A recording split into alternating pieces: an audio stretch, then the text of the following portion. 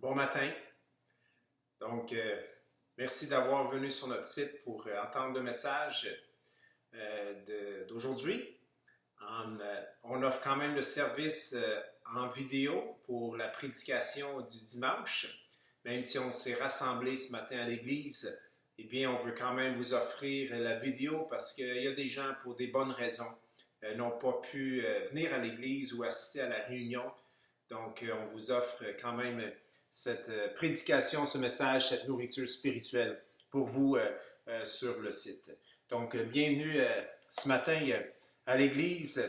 Et dans les dernières semaines, on a entendu le mot gloire revenir à plusieurs reprises dans notre étude sur 2 Corinthiens, surtout dans le dernier, dans le chapitre 3 qu'on a vu sur les 2 dernières semaines. La gloire est mentionnée 9 fois. Entre le verset 7 et 8. Or, si le ministère de la mort gravé avec des lettres sur des pierres a été glorieux, au point que les fils d'Israël ne pouvaient fixer les regards sur le visage de Moïse à cause de la gloire de son visage, bien que cette gloire fût passagère, combien le ministère de l'Esprit ne sera-t-il pas plus glorieux? Si le ministère de la condamnation a été glorieux, le ministère de la justice est de beaucoup supérieur en gloire.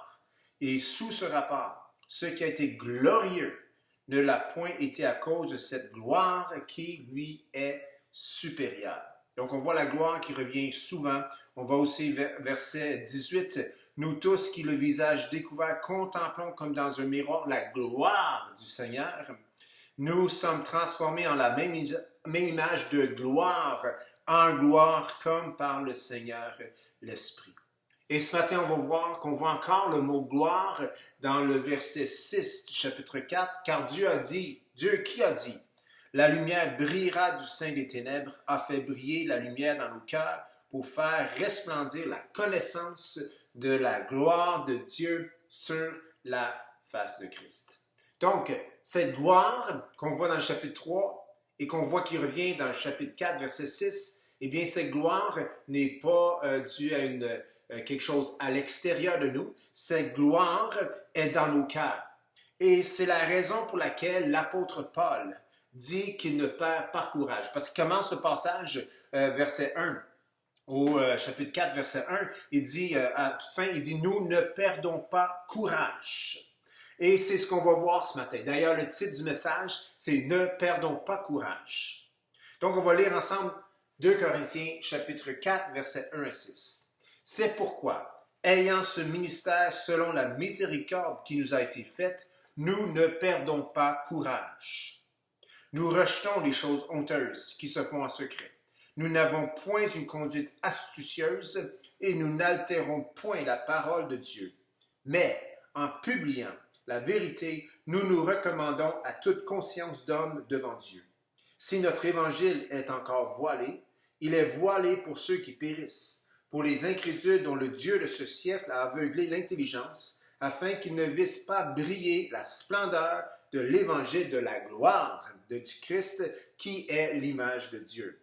Nous ne nous prêchons pas nous-mêmes, c'est Jésus-Christ, le Seigneur, que nous prêchons.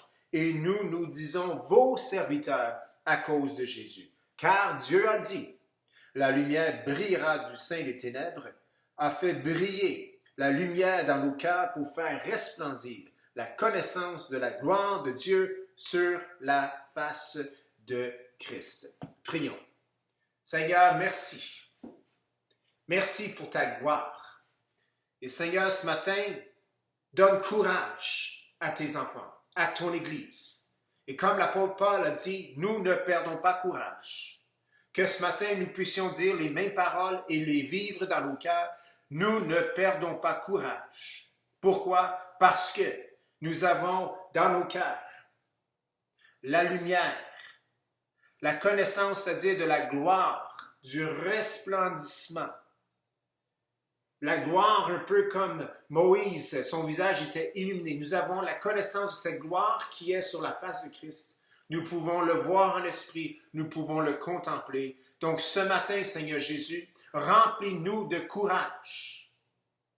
Même dans ces temps, Seigneur Dieu, où les choses dans notre monde sont bouleversées, changeantes, imprévisibles, Seigneur, donne courage à ton Église, afin que ta gloire puisse resplendir dans d'autres cœurs, partout autour de nous. Et c'est dans ton beau et précieux nom, Jésus, qu'on a prié. Amen. Donc, on voit dans ce passage que l'apôtre Paul, malgré l'adversité, malgré les difficultés, malgré ses peines, malgré les persécutions, malgré les flagellations, malgré les naufrages, malgré toutes les difficultés qu'il a vécues dans son ministère pour apporter le message de l'Évangile, l'apôtre Paul ne perd pas courage. Et il y a 3 raisons ce matin pour laquelle il ne perd pas courage. Puis il y a une autre chose aussi qui démontre qu'il refuse de perdre courage.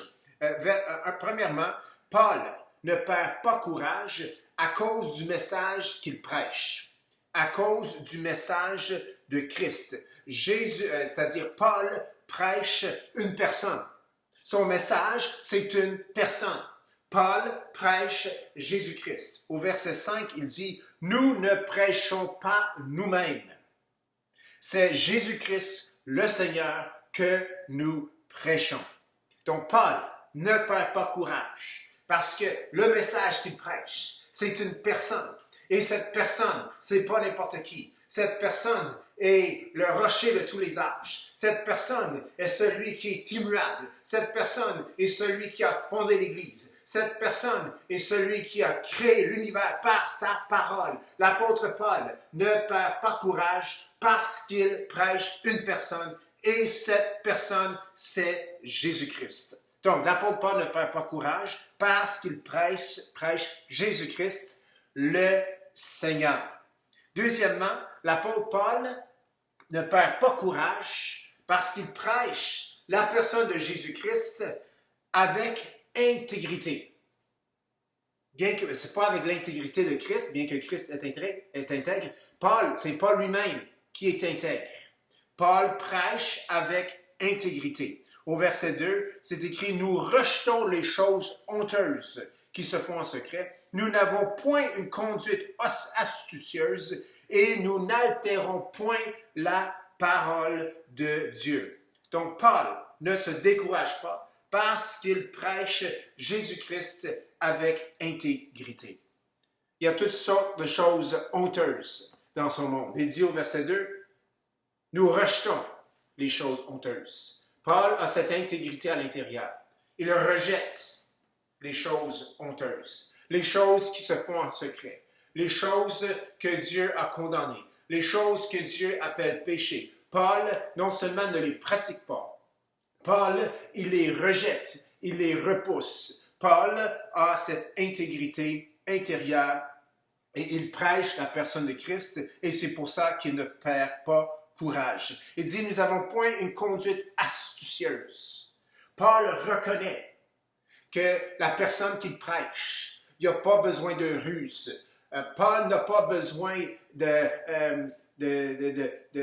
se trouver des manières pour que les gens comprennent l'Évangile. Paul a simplement besoin de le prêcher. Il prêche une personne. Il n'a pas besoin d'être rusé pour communiquer l'Évangile. Non, la personne qu'il prêche, c'est Jésus-Christ. Et le Saint-Esprit transmet le message et le Saint-Esprit touche les cœurs. Paul n'a pas besoin d'être astucieux, d'être rusé ou ou se casser la tête. Non, il a simplement besoin de prêcher la personne de Christ et de le faire avec intégrité. Parce que lorsque l'intégrité est dans le cœur, dans la vie du prédicateur, eh bien le Saint-Esprit peut travailler au travers lui, transmettant le message. Il n'y a pas de blocage intérieur. Nous sommes des vaisseaux. L'apôtre Paul est un vaisseau. Il est un tuyau, si vous voulez, une connexion ou un moyen par lequel Dieu transmet le message de la personne de Christ. Et Paul, étant donné qu'il est intègre, il sait que ce message, il est transmis. Il est transmis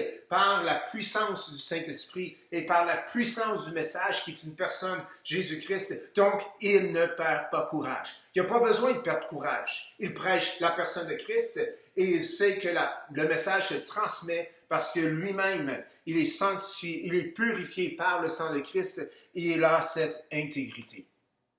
L'apôtre Paul, troisièmement, ne perd pas courage parce que sa prédication met en mouvement la main créatrice de Dieu. On voit cela au verset 6, il dit « Car Dieu qui a dit ». Paul retourne ici, il fait référence à Genèse chapitre 1, à l'histoire de la création dans Genèse 1 et 2. « Car Dieu qui a dit, la lumière brillera au sein des ténèbres. » Et là, il fait référence dans les paroles suivantes directement au message de l'Évangile. Dieu qui a dit, car Dieu qui a dit, la lumière brillera du sein des ténèbres, a fait briller la lumière dans nos cœurs. Et c'est même une lumière, la même lumière que lors de la création. Dieu a dit que la lumière soit, mais la lumière était déjà présente. La parole était déjà présente dans la création, même avant que les luminaires fussent créés. Et Paul dit ici qu'a fait briller la lumière dans nos cœurs pour faire resplendir la connaissance de la gloire de Dieu sur la face de Christ.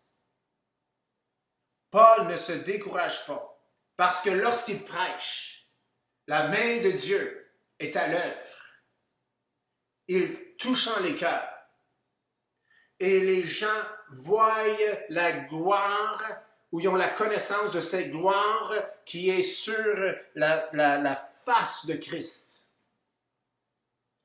Lorsque quelqu'un entend le message de l'Évangile, lorsqu'il reçoit le message que l'apôtre Paul prêche, il y a une dynamique spirituelle, puissante, faite par le Dieu créateur, le Dieu tout-puissant, qui révèle la gloire qui est sur la face de Christ. Donc Paul n'a pas besoin de se décourager, car lorsqu'il prêche, Dieu se met à l'œuvre, révélant dans les cœurs la personne que Paul prêche. Donc il n'a aucune raison de se décourager.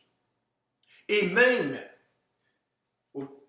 si son message est refusé et rejeté par certaines personnes, parce qu'il le dit au verset 3, si notre évangile est encore voilé, c'est-à-dire des gens qui ne le comprennent pas, il est voilé pour ceux qui périssent, pour les incrédules dont le Dieu de ce siècle a aveuglé l'intelligence, afin qu'ils ne vissent pas briller la splendeur de l'évangile de la gloire de Christ, qui est l'image de Dieu. Même si pour certains, son message est voilé, Paul ne perd pas courage. Ce n'est pas l'apôtre Paul qui décide qui va recevoir le message ou qui va le rejeter. C'est Dieu qui convainc. C'est Dieu qui touche les cœurs. C'est Dieu qui révèle la lumière qui est sur la face de Christ dans les cœurs. Et il y a aussi le Dieu de ce siècle, comme le dit au verset 4. Eh bien, le Dieu de ce siècle, lui, il voile ces gens. Ce n'est pas l'apôtre. L'apôtre n'a pas à se décourager, c'est pas à cause de son manque d'intégrité, c'est pas à cause de son message qui n'est pas à propos ou parce que son message est dilué. Non, Paul n'altère point la parole de Dieu, il est intègre, il prêche ce que Dieu veut qu'il prêche, donc ce n'est pas à cause de lui. Il n'a pas à perdre courage, il n'a pas à se décourager en disant « je dois changer de message ». Non, non, non, il y a le Dieu de ce siècle qui voile des gens encore, et c'est Dieu qui ôte le voile, c'est pas l'apôtre Paul. L'apôtre Paul, il a juste à prêcher la personne de Christ, vivre et agir avec intégrité et laisser la main créatrice de Dieu créer la vie nouvelle dans les cœurs qui entendent son message. Donc Paul n'a pas à perdre courage, même s'il y a des cœurs qui sont encore voilés. Vous savez, il est facile pour le chrétien de perdre courage. Il est facile, très facile, de perdre, en tant que messager de l'Évangile, il est facile de perdre courage. Et ce matin, je veux qu'on puisse creuser un petit peu dans ce passage ou en réfléchissant, en méditant sur ce passage, découvrir pourquoi est-ce qu'on peut perdre courage. L'apôtre Paul n'a pas perdu courage. Et ce matin, je vous dis, ne perdons pas courage. Mais pourquoi est-ce qu'un messager de l'Évangile, pourquoi est-ce qu'un chrétien perdrait-il courage? Eh bien, chers amis, nous pouvons facilement perdre courage si nous prêchons Christ, sans qu'il soit notre Seigneur. Paul prêchait Christ en tant que Seigneur, pas juste le fait qu'il est Seigneur, mais parce qu'il était le Seigneur de sa vie. Il y a une porte ouverte au découragement de la part de l'ennemi dans nos vies si nous prêchons Christ sans qu'il soit notre Seigneur. Du moment que Jésus n'est plus Seigneur de notre vie, je peux vous dire la chose suivante. Du moment que Jésus n'est pas le Seigneur de notre vie, nous ne prêchons plus Christ comme Seigneur. Le message est déjà altéré. Le message est déjà dilué. Et lorsque le message est dilué, on n'a pas le Saint-Esprit qui nous remplit de courage et il y a une porte grande ouverte pour l'ennemi de nous décourager. Du moment que Jésus n'est plus Seigneur de notre vie, nous ne le prêchons pas en tant que Seigneur. L'apôtre Paul, au verset 2, il a dit « Nous nous recommandons à toute conscience d'homme devant Dieu. » Comment a-t-il pu faire cela? Comment peut-il parler avec tant d'audace? C'est parce que Jésus était son Seigneur. Il n'a pas dit « On se recommande à vous parce que nous sommes parfaits. » Non, nous nous recommandons à toute conscience d'homme devant Dieu parce que Paul a comme Seigneur celui qui prêche, Jésus-Christ. Donc, il est facile, le découragement sera rapidement sur nous si nous prêchons Christ sans qu'il soit notre Seigneur. Paul, encore une fois, au verset 5a, il dit « Nous ne prêchons pas nous-mêmes, c'est Christ que nous prêchons. » Si nous prêchons, si nous témoignons sans que Christ soit notre Seigneur, chers amis, j'ai une nouvelle pour vous, nous prêchons nous-mêmes. Et si nous prêchons nous-mêmes, nous sommes une personne, un pion facile à faire tomber, facile à remplir de découragement parce que nous ne prêchons pas la personne de Christ. Chers amis, si Christ n'est pas notre Seigneur et que nous le prêchons, nous prêchons rien d'autre que nous-mêmes.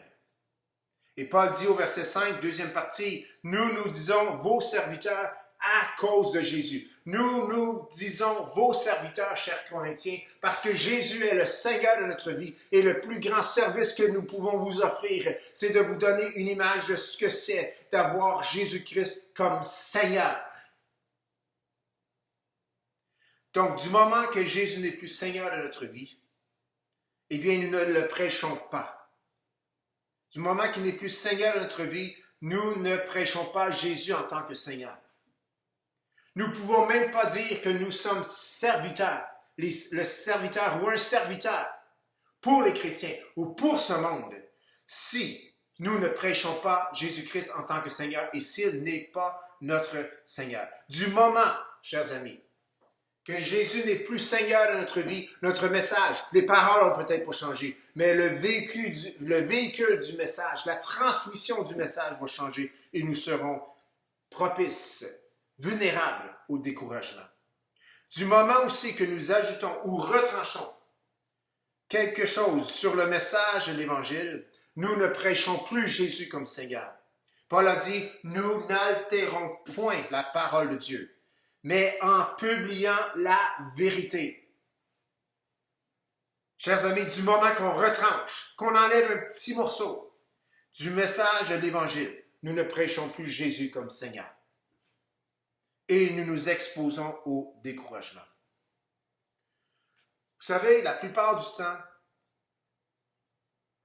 bien que Jésus est toujours Seigneur, mais la plupart du temps, Jésus n'est pas Seigneur de notre vie à cause de notre silence. Je ne sais même pas s'il est possible, mais c'est sûrement possible, de prêcher Christ sans qu'il soit Seigneur de notre vie. Mais je peux vous dire une chose. Lorsque nous commençons à parler de Christ, lorsque nous témoignons, c'est une porte ouverte, grande ouverte, pour que Christ règne dans nos cœurs, règne dans nos vies. Juste l'autre jour, j'étais à la quincaillerie. J'étais à la cour, j'avais allé chercher un peu de bois. Et en embarquant le bois avec l'aide du commis dans la voiture, eh bien, j'ai vu qu'il avait une croix ici, suspendue dans son cou. Puis, je lui ai tout simplement dit, et c'est venu spontanément. J'ai dit, elle est belle ta croix. J'ai dit, es-tu chrétien?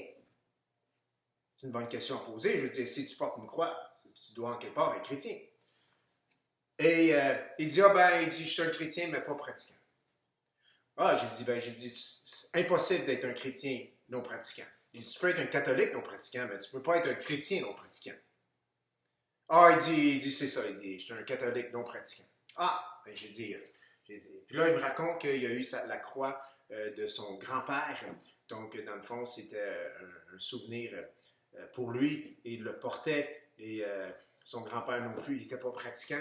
Donc, c'est ça. Donc, évidemment, la signification de ce qu'il portait dans son cou, de cette croix, eh bien, n'avait pas la même signification que ça l'avait pour moi. Mais j'avais là une belle porte ouverte pour lui demander s'il était chrétien. Et j'ai aussi partagé que l'Église allait être ouverte ce matin et je lui ai invité à l'Église, je lui ai donné l'adresse et je suis sorti de là encouragé. J'avais parlé du Seigneur. La conversation allait dans la direction de la personne de Jésus. Lorsque nous témoignons Jésus, c'est une porte ouverte où Jésus règne, où l'instauration du règne de Christ d'une manière tangible vient dans notre vie. Nous ne pouvons pas être silencieux. Un chrétien silencieux n'a pas Jésus comme Seigneur et sera tôt ou tard et très rapidement un chrétien découragé. Vous dites, je ne suis pas découragé et je ne parle pas beaucoup du Seigneur. Eh bien, j'ai une question pour vous, pour nous ce matin. Comprenons-nous c'est quoi être un chrétien? Un chrétien ne peut pas ne pas parler du Seigneur. Et lorsqu'on parle du Seigneur, eh bien, cela ouvre la porte à l'encouragement. Et nous pourrons dire véritablement, comme l'apôtre Paul, nous ne perdons pas courage. Vous savez, il est facile pour nous de perdre courage en tant que chrétiens, non seulement parce que on peut prêcher Christ sans qu'il soit Seigneur, mais on a juste à prêcher Christ avec un manque d'intégrité. L'intégrité est très importante. Paul a dit, nous rejetons les choses qui se font en secret. Nous n'avons point une conduite astucieuse. Vous savez, l'intégrité bâtit en nous Jésus. D'ailleurs, Jésus est parfaitement intègre. L'intégrité, c'est Christ, quoi. L'intégrité, c'est l'assimilation de toutes les vertus de Christ en nous. Lorsque nous grandissons dans l'intégrité, veuille ou non, c'est Christ qui grandit en nous. Et c'est le message de l'Évangile. C'est le message de l'apôtre Paul. Christ en nous, l'espérance de la gloire. Christ qui grandit en nous. Le message de l'Évangile, c'est une personne. Cette personne se reçoit dans les cœurs, dans les vies des gens, et cette personne grandit. Mais si on veut se décourager, une porte ouverte au découragement, c'est de prêcher Christ avec un manque d'intégrité. L'intégrité véritable, c'est Jésus qui grandit en nous. L'intégrité crée un réceptacle, un temple, quoi, si on veut aller avec un terme plus biblique. L'intégrité développe un temple, un corps humain, dans lequel le Saint-Esprit prend plaisir d'y habiter.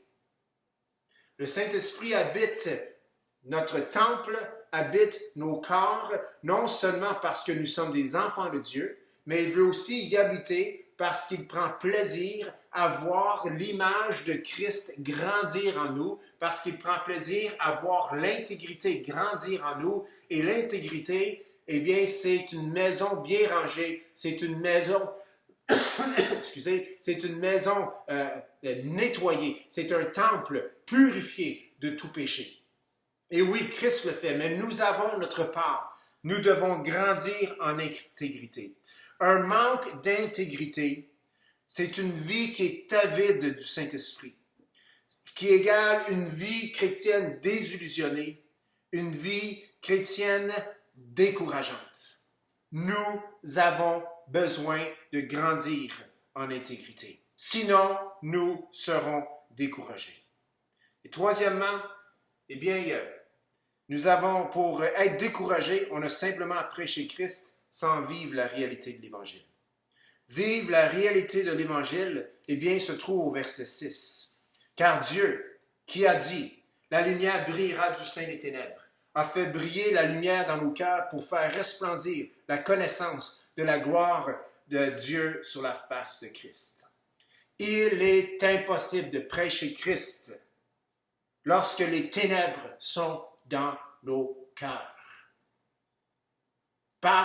Pourquoi est-ce que je peux dire ça? Parce que lorsque nous prêchons Christ, eh bien, la lumière s'est déjà faite dans nos cœurs. Ou plus précisément, selon le passage, nous avons contemplé, nous avons vu, nous avons reçu la révélation de la gloire qui est sur la face de Christ, qui fait directement référence à la gloire que les Israélites ont vue sur la face de Moïse lorsqu'il est descendu de la montagne. Lorsque nous prêchons l'Évangile, nous sommes censés prêcher en connaissance de cause. Nous sommes censés prêcher par expérience. Il est impossible de prêcher Christ lorsque les ténèbres sont dans nos cœurs. Mais lorsque Dieu, qui a dit la lumière brillera du sein des ténèbres, a fait briller dans nos cœurs la connaissance de la gloire sur la face de Christ, eh bien, lorsque cela est arrivé dans nos cœurs, eh bien, c'est là que nous pouvons prêcher l'Évangile, le message, la personne de Christ. Pour garder courage, chers amis, nous devons à tout prix voir la gloire de Dieu qui se manifeste sur la face de Christ et c'est entièrement possible parce que c'est un ministère, c'est une alliance glorieuse qui a lieu en recevant le message de l'Évangile, en recevant la personne de Christ prêchée et le soleil de la justice, Jésus-Christ, se lève dans nos cœurs et nous contemplons la gloire qui est sur la face de Christ. Donc, tout se passe à l'intérieur. Avez-vous déjà été déprimé? Tu te lèves un matin, tu es débiné, tu es déprimé, et tu rouvres les rideaux de ta fenêtre et tu vois à l'extérieur, il y a un beau soleil, il y a de la lumière partout. Et là, tu dis, tout est beau à l'extérieur, mais c'est une journée sombre à cause de ce qui se passe à l'intérieur de moi. Tout se passe à l'intérieur. Il peut pleuvoir dehors, il peut y avoir de la pluie, mais il y a la joie à l'intérieur et c'est une belle journée. Tout se passe à l'intérieur. Dans nos cœurs, Dieu qui a dit, la lumière brillera au sein des ténèbres, a fait briller dans nos cœurs pour faire resplendir la connaissance de la gloire de Dieu sur la face de Christ. Chers amis, sans cette lumière, sans cette œuvre de Dieu dans nos cœurs, tout en tentant de faire l'œuvre de Dieu, ouvre la porte grand au découragement. Lorsque nous voyons la gloire de Dieu sur la face de Christ, il fait beau même s'il y a la pluie. Le message de l'Évangile est bon, même s'il y a des gens qui le rejettent. Même si les choses ne sont pas faciles. Parce que la gloire qui est en nous est de beaucoup plus grande que tout ce qui peut se passer autour.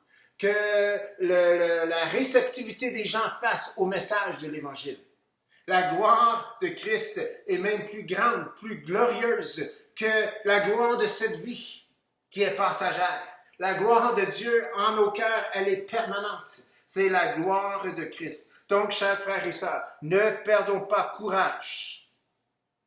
Ne perdons pas courage, comme dit l'apôtre Paul. Et pour ne pas perdre courage, retenons la phrase suivante. Nous perdons courage, ou nous perdrons courage, si Jésus n'est pas Seigneur de notre vie. Lorsque Christ est Seigneur de notre vie, il est impossible pour nous de perdre courage. Car même si les choses vont mal, Jésus est encore sur son trône. Nous sommes ses enfants. Il est notre Seigneur. Il est Seigneur de notre vie et nous ne perdons pas courage. Quelques conseils ce matin en terminant. Que faire pour garder courage? Chers frères et sœurs, ne sous-estimons pas l'importance de l'obéissance. Ne sous-estimons pas l'importance de l'obéissance. C'est la parole de Dieu qui dit que nous devons obéir. N'attendez pas que ça vous tente. N'attendez pas que vous vous sentez assez fort ou forte pour obéir. Obéir, c'est un choix. Obéir et de marcher dans les voies de Dieu, c'est un choix que le Saint-Esprit nous demande de prendre. C'est un choix selon l'Esprit, pas si ça nous tente ou non, c'est pas ça selon l'Esprit. Selon l'Esprit, c'est simplement quelque chose que l'Esprit demande et que nous devons faire. Et obéir à la parole de Dieu, c'est important, c'est primordial. C'est en obéissant à la parole de Dieu que nous nous protégeons du découragement et que nous serons remplis de courage. Vous savez, c'est la parole de Dieu qu'il faut obéir. Et cette obéissance amène une bénédiction spécifique de la part de Dieu. Dieu bénit ceux qui lui obéissent. Ce n'est pas une bénédiction générale. Ce n'est pas la bénédiction générale, si je peux dire ainsi, qui est répandue, qui est donnée à tous. Non. Lorsque nous obéissons, nous avons une bénédiction spécifique dans nos vies qui vient de la part de Dieu. C'est personnel, c'est pour nous, c'est pour notre vie. C'est la bénédiction de Dieu. La bénédiction générale de Dieu, c'est ce qu'on trouve dans Matthieu 5, 45, qui dit que Dieu fait lever son soleil sur les méchants comme sur les bons. Il fait pleuvoir la pluie sur les justes et sur les injustes. Ce n'est pas cette bénédiction-là que nous cherchons. On l'a celle-là. Même si nous ne marchons pas dans l'obéissance de Christ, dans l'obéissance de sa parole, nous avons cette bénédiction générale de Dieu qui se trouve dans Matthieu 5, 45.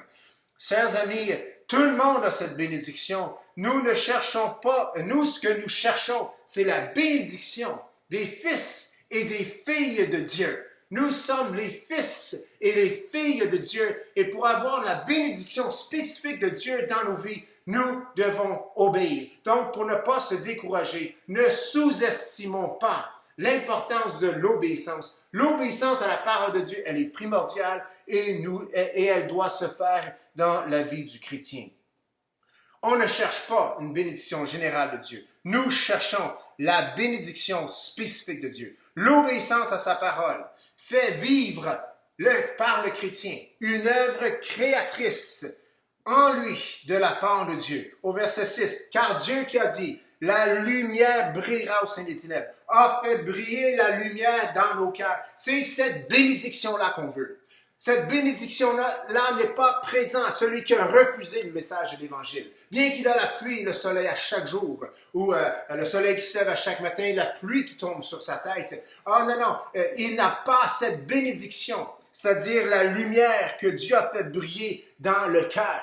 Cette bénédiction est pour le chrétien et cette bénédiction peut soutenir le chrétien à chaque jour, à chaque instant, au travers de toutes les difficultés de la vie et de la vie chrétienne. Donc, chers amis, c'est cette bénédiction-là, cette œuvre créatrice qui nous donne la connaissance de la gloire de Dieu sur la face de Christ. C'est celle-là qu'on veut. C'est celle-là qu'on recherche. Donc, chers frères et sœurs, obéissons. Deuxièmement, que faire pour garder courage? Témoignons. J'aimerais vous inviter dans vos temps de prière, que chacun de nous, dans notre temps de prière, demandons au Seigneur, Seigneur, ouvre-moi des portes pour témoigner. Je vais aller un peu plus loin.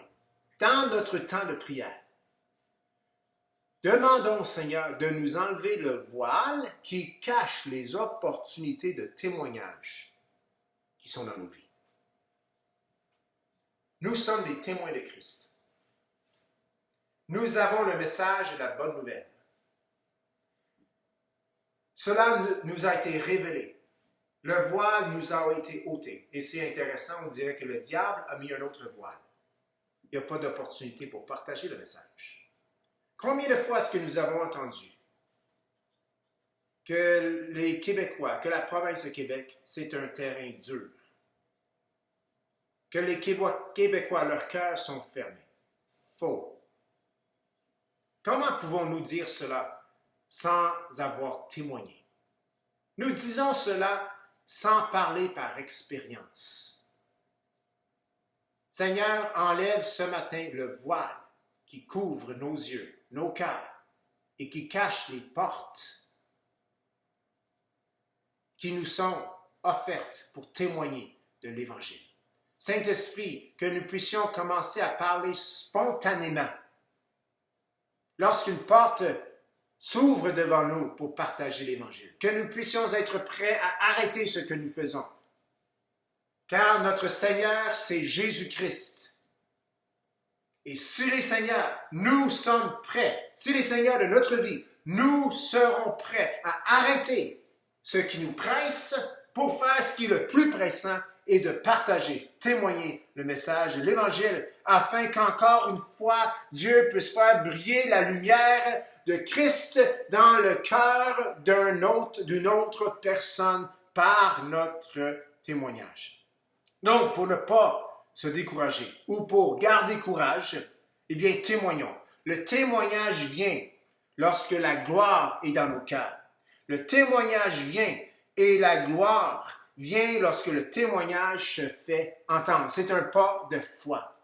Il y a une gloire qui arrive lorsque le chrétien témoigne parce que Dieu aime le message. Et en même temps, comme je disais au tout début, lorsque nous témoignons, c'est une porte grande ouverte pour que Jésus soit Seigneur de nos propres vies. C'est une preuve qu'il est notre Seigneur. C'est une occasion pour lui de solidifier la seigneurie de lui-même dans nos vies et nous voyons la gloire de Christ. Témoigner de Jésus nous fait vivre la puissance du Saint-Esprit. Et chers amis, le Saint-Esprit a été envoyé. Pourquoi? Pour faire de nous les témoins de Jésus. Vous recevrez sur vous une puissance. Le Saint-Esprit nous dit Acte 1:8. Mais comment pouvons-nous prétendre avoir ou d'être baptisés ou d'être remplis du Saint-Esprit lorsque nous sommes des chrétiens silencieux et que nous ne parlons pas? Chers amis, témoignons. Le témoignage est extrêmement important. Et en terminant, pour garder courage, plaçons Jésus en premier. Que tout ce que nous faisons, que tout ce que nous pensons, que tout ce que nous planifions puisse être à cause de lui, puisse être pour lui. Ne perdons pas courage. Plaçons Jésus en premier dans nos vies. Rejetons les choses honteuses qui se font en secret. Ayons non une conduite astucieuse, mais que nous soyons simplement des serviteurs. Pourquoi?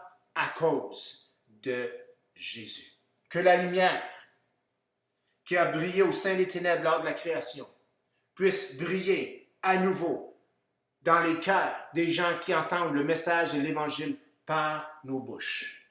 Que le monde puisse voir des chrétiens remplis de courage. Et ils seront et sont remplis de courage parce que Jésus est le Seigneur de leur vie. Ils témoignent, ils parlent avec courage parce que Jésus est Seigneur de leur vie. Et lorsqu'ils témoignent et parlent avec courage, eh bien, ils ressentent, le témoin ressent, il vit la seigneurie de Jésus-Christ et il voit, il contemple, tandis qu'il parle, la gloire qui est sur la face de Christ. Et cette gloire, elle est réellement glorieuse et c'est une personne, la personne que nous aimons, la personne pour laquelle nous sommes censés être prêts à mourir. Et c'est la personne que nous voulons parler et propager partout dans notre monde. Amen. Seigneur Jésus, ce matin, use envers nous de grâce. Que nous puissions, encore une fois, dans nos cœurs, voir cette lumière qui nous fait voir la gloire qui est sur, la gloire de Dieu qui est sur la face de Christ.